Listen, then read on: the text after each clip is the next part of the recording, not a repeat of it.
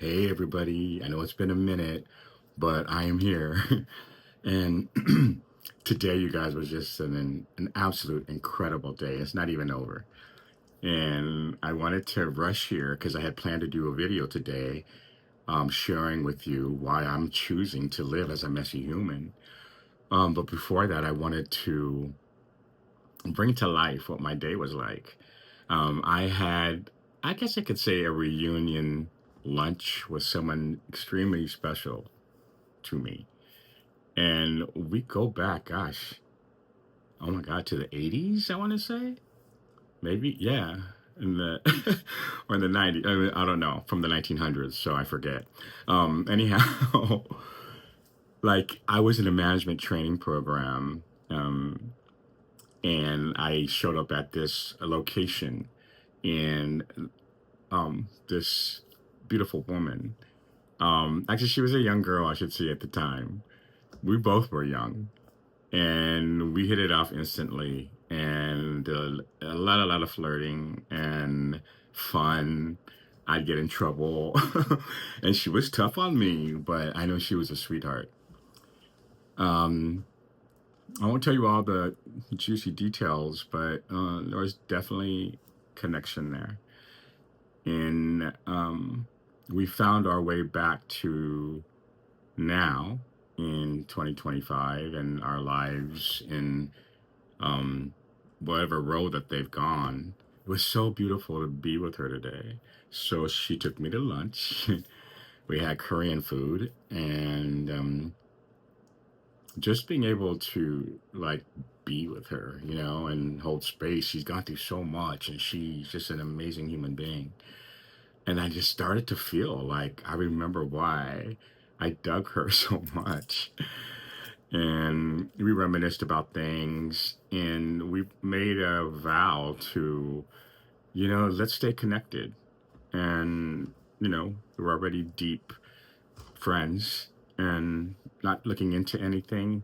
But man, it feels good to have connection, whether it be with an old friend or new friends. And that might seem elementary for you guys, but when a person has gone through a dark night of the soul, where going to doing social events of any sort was really stressful. And it's been happening a lot lately. Me getting out and really reconnecting with life has been absolutely healing. And I'm just loving my life right now. So, anyhow, thank you for allowing me to share that because it was such a cool moment for me. So, but I wanted to share with you my decision to live as a messy human. And what does that even mean? Right. So I guess it starts with sharing with you that I was a part of a club. Right. And you might be a part of the same club, and not a country club. All right. Or like a mastermind group, or not a car club, or we're going to go to the club. No. It's called the Looking Good Club. And I was a VIP platinum carrying card member for lo- most of my life. And this is where everything is going to be okay. Everything's positive. Don't worry about anything. And I wanted to control situations so everybody would be okay, right? And putting on the many masks, etc. But even in my healing process, that's where healing is so um is beautified. you know it's like, um what's the word I want to say, it's constructed almost, right? And pain is kind of filtered, and vulnerability sometimes, that shit is curated in the Looking Good Club. But I left, and I decided to be messy. And I realize that that's uncomfortable for some, because when they think about a mess, they think about, out of control, no sense of order, right? No discipline, and just these, you know, expectations of how things should be. But I have found that is exactly where love met me, in the mess. For sake of reference, I know that God is love. God is just so huge rather than just the name. So let's just for reference say God, right? And that's exactly because God's not going to meet you at the finish line where it's like, good job, you made it. No, it's in the mess, it's along the way, right? If I never knew fear, would I know faith? So, how do we know fear? It is in the bridge that we're walking on from one point in our lives where we are to where we want to be, right? And I've been on that bridge many a times, you guys. I want to tell you. So, when I give myself permission to be raw, real, open, authentic, that's not a subscription for you. It was the antidote for me, someone who was a pleaser, someone who was a chameleon, someone who would say something to someone here and then completely change it over here so I can save, or be safe in it. And I will tell you, if that is a pattern of yours, whatever is hidden will always come to the surface, regardless, period. But you can reside in this place called the mess because it gives you permission, to really pour out all the things that have been suppressed, because that's where the mess comes from, because you're trying to control it all, right? So the looking good club, you're in the club if you ever preface a sentence with, I don't want them to think, I don't want others to say, right there. Okay, you're in the looking good club. You may be just at the entry level. But some of y'all craft stories, you make things up. And I can say that because, hello, right? I was in the club. And so it also is a place for hiding. And I know a hider. I'm in that club too, or was in that club. So that's why I'm here, to help say and to share that I didn't want to look in the dark. I didn't want to look at what was underneath. No, it's fine there. I'm good. But no, I wasn't. And what was the evidence? Blindness in my eye, broken out skin, right? Like gut, like, oh my gosh, my gut health, yikes. And y'all have heard about the other things, neuropathy, diabetes, etc. So, no, I'm not here to, give you a sob story and saying, I'm not here to teach how to be spiritual or how to do anything really. I want to be on here to document. I just got that. Thank you. Oof, that's why I'm doing this. Yeah, I'm going to document this for my children and my children's children.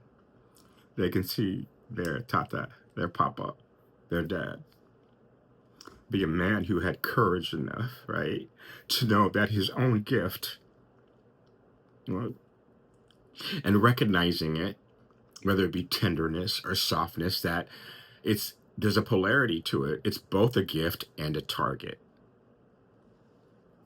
And so I shy away from the target because of what was imprinted on me when I was a child.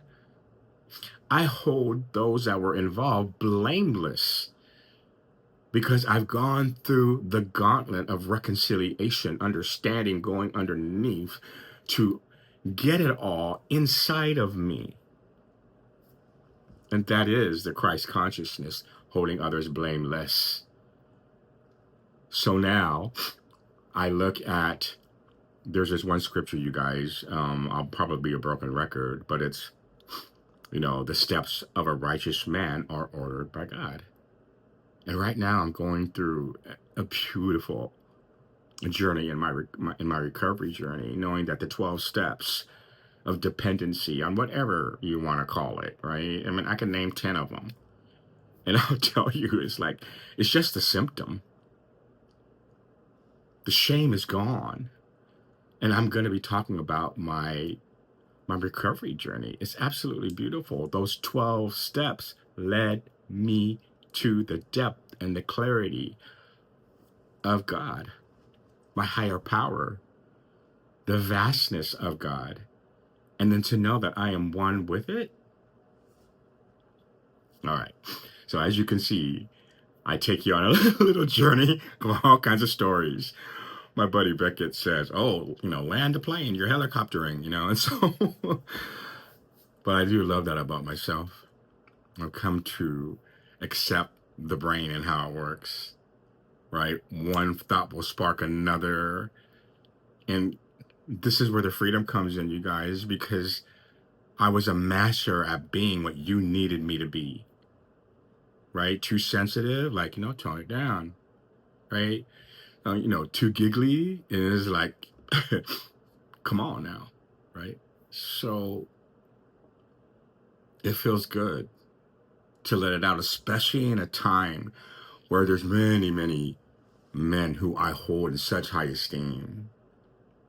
They're in the space of personal growth, spirituality, um, you know, um, just in building men, to reclaim their power, to know who they are, and in that space, and many times in that space, there is a strong message of soft men. That is not a man. And so, in my healing journey and accepting that that is my superpower, right? I'm very reluctant to occupy spaces like that. I can hold my own. I'm not afraid of that. But I do see the discomfort in it all because I'm saying, no, I agree with them. So it was really cool because I like to sit in the middle of it all, saying, yeah, I can be what they're speaking of. And at the same time, I can understand exactly what they're speaking of. But I'm not a weak man. In fact, I'm fucking powerful right now. What many of those dudes are going to go past their own stories and what they have built? I see through it. Remember, hiding. We hide in so many different places. So I say, yeah, we won. We're one, but it's okay. I have some brothers like that who we have the best conversations and we go toe to toe. And then I see a softness in them because I've given them permission. It's the most beautiful thing to have healthy male relationships. Many times they do not want to cross that side. They'll only go so far. There's too much pain in looking at the truth. Okay. Anyhow, I think I'll stop there. Thank you for allowing me to come on here and come on my journey with me. I've been really starting to create or think about, right, what I want to create for you. And now that I've got the clarity today that this is really for me, not in a selfish way, but in a way that honors God,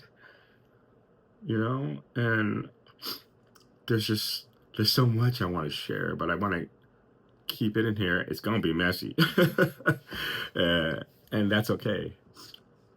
And like, I don't even have tissue, guys. I have like, ay, my life. But